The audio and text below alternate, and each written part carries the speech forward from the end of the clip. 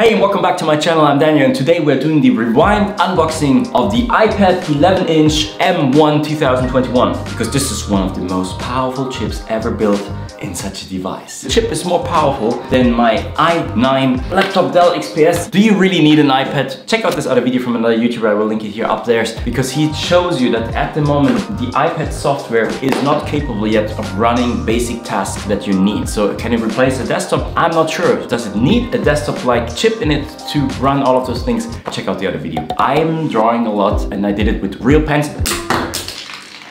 Oops. This is what you're not supposed to do because this fucking pencil costs around 120 euros, and if you just drop it on this tip, let's see if it's actually still working.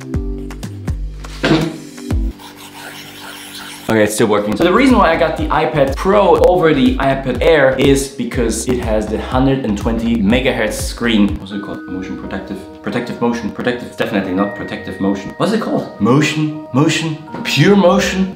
Whatever, who cares about the specs? It is so fast that you can actually draw a line and you can see the line coming exactly on the point where your tip is. Can it actually replace a real pencil? By the way, if you actually want to draw really cool, there is some paper that you can put on that feels like real paper. Okay, let's start the rewind unboxing. Inside of the box you will find the iPad, and typical for Apple is the minimalistic approach. You only have a power brick inside, which is USB-C Thunderbolt and the USB-C cable. The big difference between the iPad 11-inch and the iPad Pro 12.9-inch is the display. The 11-inch has a Liquid Retina display, while the 12.9-inch is the Liquid Retina XDR display. What's the difference? The difference is the brightness that you can get, because the 12.9-inch can go to a peak brightness of 1000 nits, while the 11-inch is only 600 nits. But to be fair, the 600 nits, which is the same display that the iPad Pro from 2020 had, is still an amazing display. It has the True Tone technology, which means you can watch the screen from different angles, and then the ProMotion technology, which is the 120 Hz refresh rate, which is, in my opinion, the Pro version versus the Air, for example, also comes with Face ID. That's it for the specs, because there are thousands of other videos and you can just go to the Apple website and you can see all the specs. Here are 3 reasons why I was deciding to get the iPad in the first place. Number 1 is the drawing aspect. None of my devices, even if I have a 4K display on my Dell XPS 15, I can't really use that for drawing.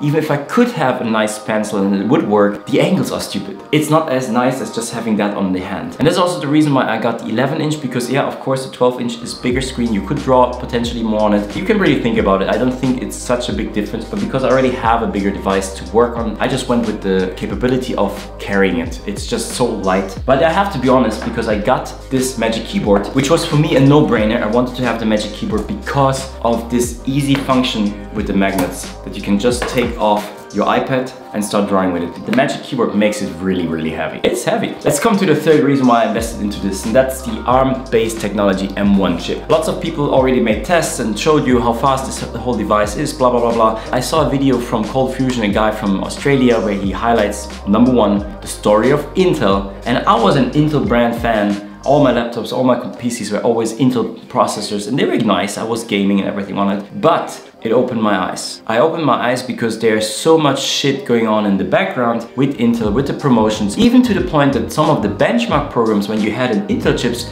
performed higher just on paper than the real chip itself. It's crazy. And the other thing that I understood, because it's so technically, I will try to make it simple. If you build a house and you have a fundament, everything stands on the fundament, right? So if you, for example, have the Intel laptop that I have right now here, and let's say we have Photoshop on it. Let's assume it would be 2 GB of storage on your hard drive. The same code, the same program, just run through a different compiler so that we can now run it on an ARM-based technology, like the iPad with the M1, is only 300 MBs. How is that possible? It's the same software, it's the same program, just compiled differently. Because when we compile something, we use the language, the way the fundament is built. And the fundament from an ARM-based technology is so much shorter in code, which means every line of code that we put on top needs less line of code. And that's the simple fact. That's the reason why ARM-based technology in the future will surpass the x86 technology, in my opinion. I could be wrong. Let me know in the comments what you think, but first check out the video from Cold Fusion. And I have a real life example, because when I was video editing on my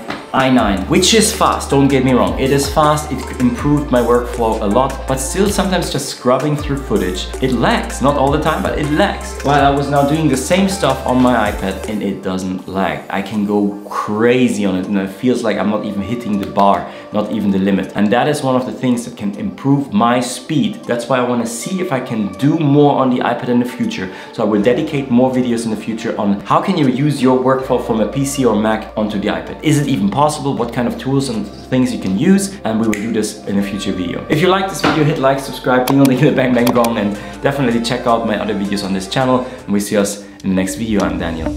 Bye.